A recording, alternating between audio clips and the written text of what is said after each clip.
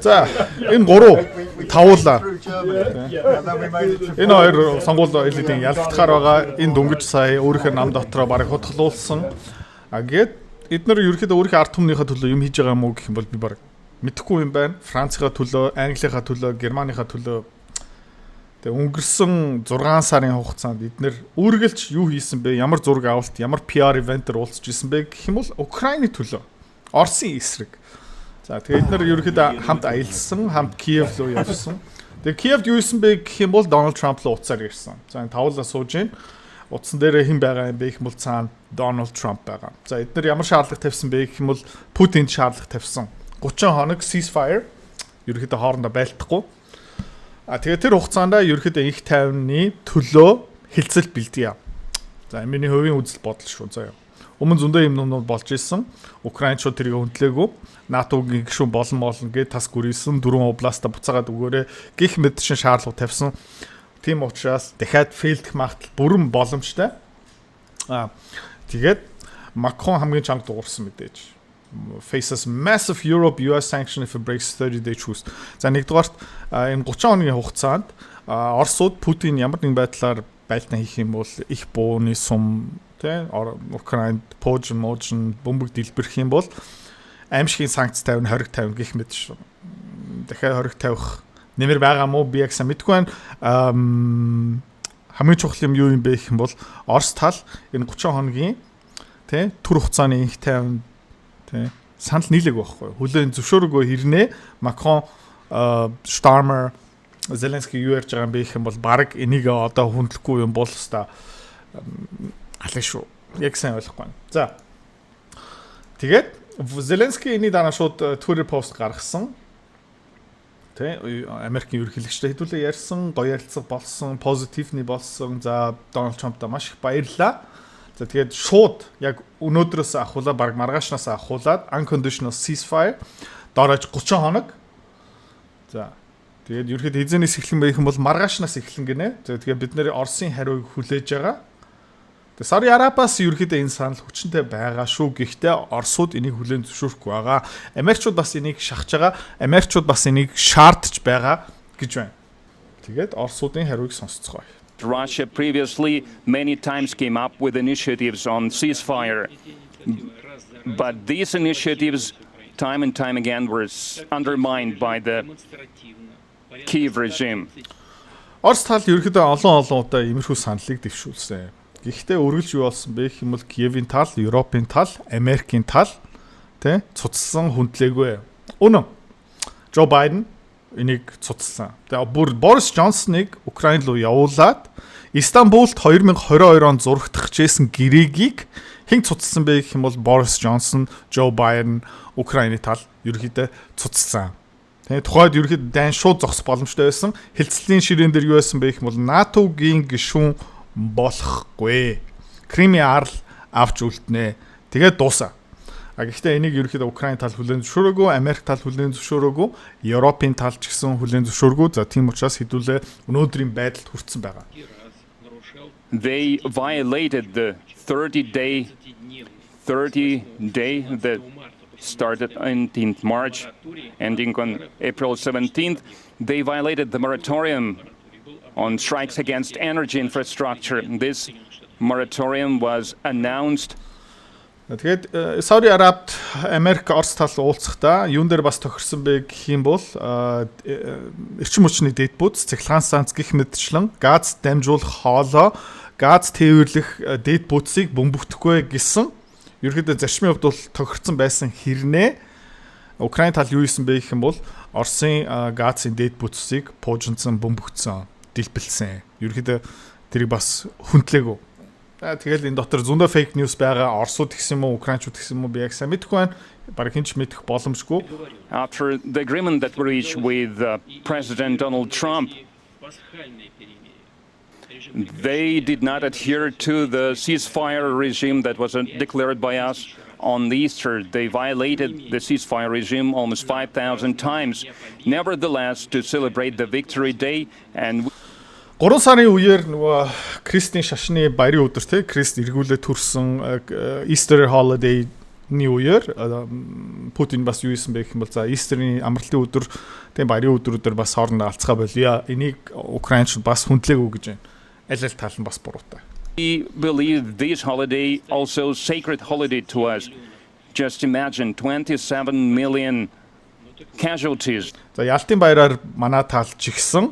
Тэг 3 хоног алцахгүй байя гэж санал тавьсан чинь Зеленский юу хэлсэн бэ гэх юм бол манай таал Ялтын баярын үеэр тэг өөр улс орны төлөөлөгч ирэх юм бол тэдний аюулгүй байдлыг би баталж чадахгүй шүү. Тэг 3 хоногийн тэр нөгөө байлтаанаа зогсоох арга хэмжээ дээр бас ерөөхдөө тэг дэмжээгүй Украинч. In that war. So энэ бол үнэн шүү. Яг гэх юм бол Зеленский яг энийг хэлж ирсэн тий. Ши Жинпин хин нэгэн тийш очих юм бол аюулгүй байдлыг бид нар баталж чадахгүй шүү гэд өөрийнхөө амнаас нь гарч ирсэн шүү. for this sacred holiday, we declared ceasefire for the third time.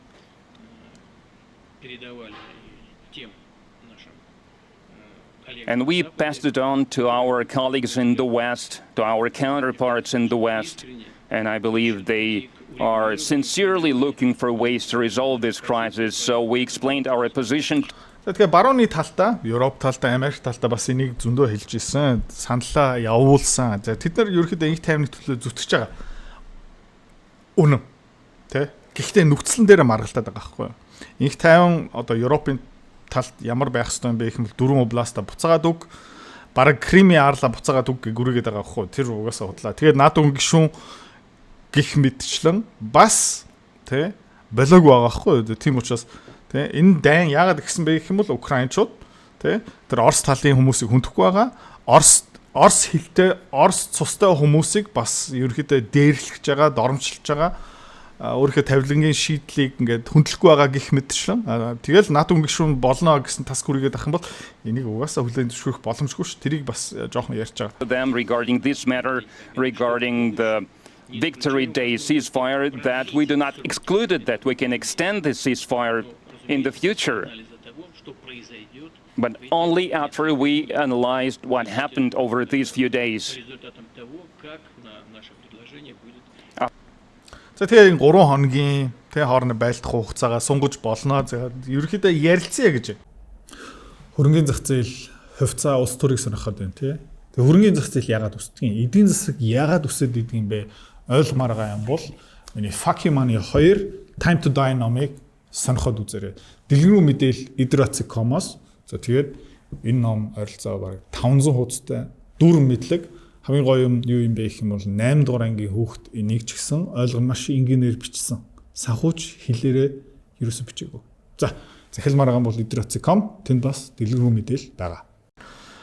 Тэгээ энэ хэвлэл мэдээллийн хурал дуусныхаа дараа тий Europeans are currently meeting with Zelensky in Kiev, and they said that they are demanding a ceasefire CNN interviewer Peskov from Monday for 30 days. They're threatening massive sanctions against Russia and saying that the US President Trump is on board. Do you feel Russia's being pushed into a corner? За тэгээд ерөөхдөө барууны тал, Украины тал, тийм Европын тал юу ярьж байна гэх юм бол нэгд өдрөөс 30 хоног алдсахгүй шүү шахаж чинь. За эрийг хүлээн зөвшөөрөхгүй ямар нэг байдлаар эсрэг арга хэмжээ авах юм бол амар том санкц тавина. За Дональд Трампаас энэ дээрээ санал нэгтцсэн байгаа. За Орос тал булан шахагдаж гин үү гэж асууж байна. No, I don't think so. Үгүй тэгж бодохгүй. Actually, a couple of days ago, Putin announced a ceasefire for 3 days. Ер нь бол хэдхэн хоногийн өмнө манай ерөнхийлөгч Путин 3 хоногийн тий бас ceasefire зарласан шүү дээ. Have you heard any reaction from Kiev? Тэгээд Киевээс ямар нэг хариу сонсон уу? We haven't heard it either. Бид нар юу ч сонсоогүй. Have you heard any criticism of Kiev for not being able to respond or not willing to respond? No. Та бас Киевийг шүүмжилсэн хоолоо сонссон уу? Яагаад та нар энэ 3 хоногийн тий байлдах хугацааг хүндлэхгүй байгаа юм бэ? Тийм дуу хоолой гарч ирсэн үү? Үгүй. If Kiev is willing to have a ceasefire, why not to have a ceasefire for at least 3 days? Тэгээд Киев энэ ceasefire-ыг хүсэж байгаа юм бол яагаад эхлээд тэр 3 хоногийн ceasefire-ыг хүндлэхгүй байгаа юм бэ? Энэ бол зүгээр нөө улс төрийн шатар. They want the 3-day ceasefire to essentially go on for 30 days. We have to think about that. We have to think about that. тэгээд Орос тал ерөөхдөө 3 хоногийн дараа дахиад 30 хоног сунгах хүсэлтэй байгаа мó гэсэн чинь. За бид нэр ингээ ярилцах хэрэгтэй. Бид бодох хэрэгтэй. These are new developments. Энэ бол шинэ юм гарч иж шинэ мэдээлэл гарч байна. Yes, definitely we see that Europe is confronting us. Тэгээ юу айгүй ил тод харагдж байна гэх юм бол Европ бидний эсрэг тэг арга хэмжээ нэгдсэн байдлаар арга хэмжээ авч байна. Тэгээ confronting us тэг бид нартай нүүр тулж байгаа нь үн. Europe is actually confronting us very openly. Тэгээд ерөнхийдөө нээлттэй бидний эсрэг зогсож байна. And we are quite accustomed to that. Бид нар энэ бараг дассан байгаа дөө. За тэг ингээ харах юм бол Наполеоны үеэр, Гитлерийн үеэр тэ Орос ард түмэндээ дассан. Do you think that Russia can be pressured in this case? Тэгээд ер нь бол Оросыг ингээ шахан гэж боломжтой юм. Well, if you look during the history, during the modern history, хэдэн зуун жилийн өмнөх түүх, өнөөдрийн түүхийг ингээ харах юм бол you'll see that Russia is quite resistant. Ерөнхийдөө Орос холбоо дархлаа сайтай. To any kinds of pressure. Дарамтанд ерөнхийдөө тэсвэртэй. We are open for dialogue. We are open for attempts to have a settlement in Ukraine. Бид нар ерөнхийдөө ярилцахад нээлттэй тий тогтолцоонд хүрэхэд бэлэн Украиний тухай ярилцахад бэлэн. За тэгээд юу зарлагдсан бэ гэх юм бол 5 сарын 15-нд одоо 4 хоногийн дараа Орос тал, Украин тал нэмээд Европ, Америкчууд Истанбулд уулзахаар болсон. За 2022 онд бас яг адилхан Истанбулд ийм хилцэл баг бүтчихсэн. Украин тал бүр гар үсэг зурхад бэлэн байсан. Бүр зараг гар үсэг зурх нь тотроо болохоос өмнө Борис Джонсон очоод тэрийг ерөнхийдөө бөмбөгцсөн л та. Like to reiterate that Russia is ready for negotiations without any preconditions. За би одоо Путин энийг ярьж байгаа. Би дахиад давтаж хэлье. Тэг ямар нэг байдлаар урьдчилсан байдлаараа тий шаардлагагүйгаараа тий ингээд тгий би чамтаа муудсан гих мэд шин тиймэрхүү юмгүйгаараа зүгээр нээлттэй тий ярилцахад Орос талд бэлэн байгаа шүү. Still it is are on. The war is raging and we suggest to resume the talks that were stopped not by us. What is bad about Тэгээд бид нар бас юу хиймээр байна гэх юм бол нөгөө тал зогсоосон ярилцлага хилцлийг үргэлжлүүлээ. Одоо Путин юу ярьж байна гэх юм бол нөгөө Истанбулд 2022 онд болсон. Энийг судалмаар байгаа юм бол намайг шүүмжлээд байгаа хүмүүс зүгээр Istanbul negotiations 2022 гэд гуглдчих. За тэгэндээ бүр ингээд зурагдчихсэн гэрээний нөхцөл нь ил болцсон байгаа шүү. Those who want peace must support this. And I would like to express gratitude for the mediating efforts on the peaceful track to resolve the Ukrainian crisis. Тэгээд баярлалаа гэж хэлмээр байна те энэ ерөөхдөө энэ төлөө тэмцэж байгаа. Одоо энэ хаашаа явж байна гэх юм бол Америкчууд хэлж байгаа. За. When you saw the images of President Trump and President Zelensky in Rome, the Vatican, that very intimate conversation, what did you think when you saw those images? Ватиканд Зеленский, Путин хоёр яг ингээд тий гэж хандлт тавьсан супер гой зураг байсан шүү дээ. Та юу гэж бодсон? Well, of course, we thought that President Trump was going to use his enormous influence over Ukraine to get Ukraine closer to the idea of negotiations. Тэгээ би юу гэж бодсон бэ гэх юм бол тий Дональд Трамп, ерөнхийлөгч Трамп өөрийнхөө асар том нөлөөгөө юуны төлөө ашиглах юм бэ гэх юм бол Украиныг хилцлийн ширээн дээр авчих гэж зүтгэх байхаа. Ukraine is trying to escape from negotiations. Ukraine says they're ready. Peskov тий Украин бол хилцэлээс зүхтах гээд байна, мултрах гээд байна. For a ceasefire right now, a 30-day ceasefire. But they're not ready for immediate negotiations. Ceasefire was supported by President. За тэгээд Украинчууд одоо 30 хоног ингээ байлтнаа зогсоохыг хүсэж штэ. Тэр яг зүү бидтэй гэсэн чи. Украинчууд байлтааныг 30 хоног зогсоох хүсэлтэй байгаа. За гэхдээ инх тайвны хилцэл эхлүүлэхэд бэлэн биш байгаа. But he asked several questions. He said that right now we have a certain dynamics on the front. Russian troops are advancing and advancing in quite a confident way. За тэгээд манай ерөнхийлөгч Путин тодорхой юм асуусан. Тэ инх тайвны төлөө. Тэгээд ерөнхийдөө байлдааны фронт дээр тэ тодорхой дүр зураг харагдаж байгаа. Бид нар урагшилж чинь тэд нар ухарч байгаа. Энэ бол үнэн.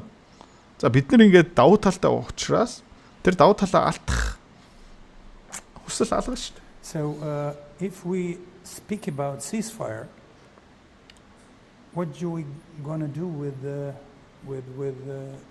shipments of weapons coming every day from the United States and from European countries? За тэгээ байлтааныг зогсоолоо гэж бодъё л да. Гэхдээ та нар өргөжлүүлээд тэгээ Америк тал, Европ тал зэвсэг нийлүүлэл байна гэсэн үг шүү дээ. Тэгээ агуулгуудад үргэх гээд байгаа юм уу, цэргүүдэд бэлтгэхэд байгаа юм уу?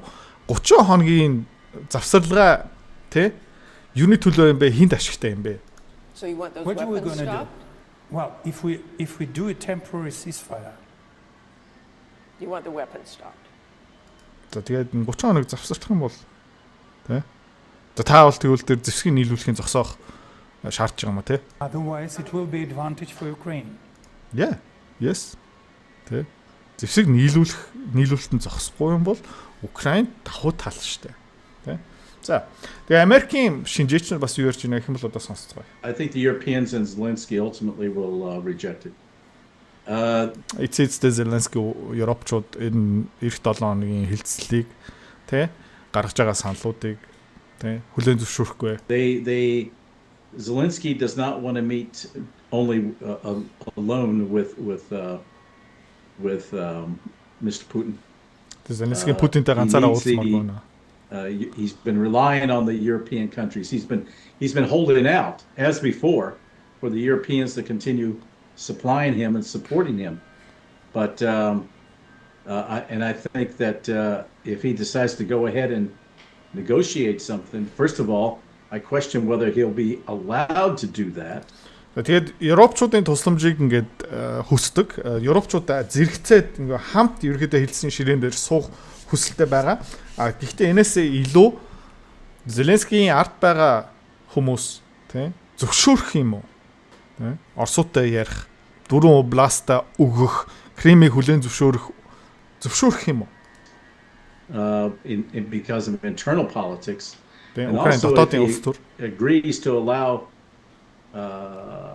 Russia to have the territories it's already acquired and annexed, frankly. He internally, I think the Azov group and his military will rebel. Тэгээд Зеленский ямар нэгэн байдлаар буулт хийгээд тэр 4 областыг өгөөд ч юм уу Кремийг өгчөө тий дотоод байгаа ард нь байгаа Азов тий цэргийн албахан бослог гаргана. So Zelensky now, Putin has basically put Zelensky in a real tight position between that proverbial. За тэгээд Путин дөнгөж саяны хэвлэл мэдээлэлээр юу хийсэн бэ гэвэл тий Зеленскийг маш хүнд байдалд оруулсан. Тий инх тайвны төлөө явъя, ярилцгийг хүлээн зөвшөөрсөн. Одоо уулзах юм байна. За өмнө 2022 онд баг хүлээн зөвшөөрсөн гэрээ буцаага гарч ирнэ. Тэрийг зурх юм бол дотооддоо мань хүн алуулна. Тий rock and hard place, and I think that he will reject it in order to basically stay alive. Тэгээд энэ шинжээч юу ярьж байна гэх юм бол Michael Maloof тий та Google дээр ерөөхдөө Америкийн цэргийн алба дотор дайны шинжээч гэх улс төрч юу ярьж байна гэх юм бол Зеленский бас татгалцсан аа. Яагаад вэ гэх юм бол амьд үлдэхийн тулд. But also he somehow thinks that he's going to continue to get that kind of support from the Europeans, and as I said, any sanctions that the Europeans might impose on Russia. Тэгээд яагаад энийг татгалцах юм бэ гэх юм бол өргөжлүүлээд Европчуудаас дэмжлэг авах нь тэрэн дээр найдаж байгаа, тэр нь бат гэж бодож байгаа. За тэгээд ямар нэгэн байдлаар энэ Европ тавих санкцууд are not going to work because they've already got more than 20,000 sanctions already on them. And they've learned. Тэгээд ямар нэгэн байдлаар санкцууд угаасаа шалахгүй яагаад гэх юм бол аль хэдийн 20 гаруй мянган санкц хориг Орос тавьсан байгаа одоо ч гэсэн нөлөөлөхгүй байна. To deal with sanctions. In fact, the sanctions aren't working. Тэгээд санкцууд угаасаа явахгүй нөлөөлөхгүй байгаа. Үр дүнгүй. За тэгэл энэ Украины хэвлэл мэдээллийнхэн тий 42 минутын өмнө юу тавьсан бэ гэх юм бол тий Путиний туслах Ушаков тий юу ярьж байна гэх юм бол Истанбулын хилцлийн суурь нь яг юу юм бэ гэвэл 2022 онд зурагдчихсэн, ярилцчихсэн, урьдчилан байдлаар тохиролцсон гэрээний үндэс юм аа. Нэмээд энэ өнгөрсөн 3 жилийн хугацаанд олж авсан, булааж авсан тэг газар нутаг. Not a base for peace. Энэ их тайвны суурь бишээ гэж ярьж байна. Тэгээд харъя 5 сарын 15-нд энэ Истанбулд уулзах юм уу үгүй юм уу? Өчтөн контент дээр би ярьж ирсэн тий Европчууд угаасаа энэ дайныг хүсэж ах шиг байна. Энэ ерөнхий сайд Бундесканцлерууд ерөнхийдөө дотоодын эдийн засаг, дотоодын асуудал тий ард түмний хүсэлтээр ерөөсө тоохгүй байгаа. Ерөнхийдөө энэ дээр ингээ улаарцсан байгаа. Зеленскигийн одоо тий Америк талын бүр хэлж байгаа мань хүн бууж өгч чадахгүй, областд өгч чадахгүй тэгэх юм бол алуулна гэх мэт чинь тийм учраас нэг сүртэй найдлага байхгүй. Тэгээд энэ Оросууд бөмбөгтгөө зогсоохгүй баха. Тэгээ нугасаа аль талд нь татгалцаад тэгээ өчтөрийн шинжилгээ дүгнэлт нь бол миний хувьд бол хүчнтэй. Тэгээ доллар чангарна, Европ бол хүнд болно. Энэ хэдэн дураг өөрийнхөө улсаа эдийн засаг ерөөхдөө хогийн цэг дээр авчирна. Тэгээд эднэр хөөгдснийхэн дараа тэгээ Европын эсрэг намууд нь гарч ирээд ард түмний сонголтын хүндэлдэг болсныхан дараа ерөөхдөө энэ маргаан дуусах магадaltaй.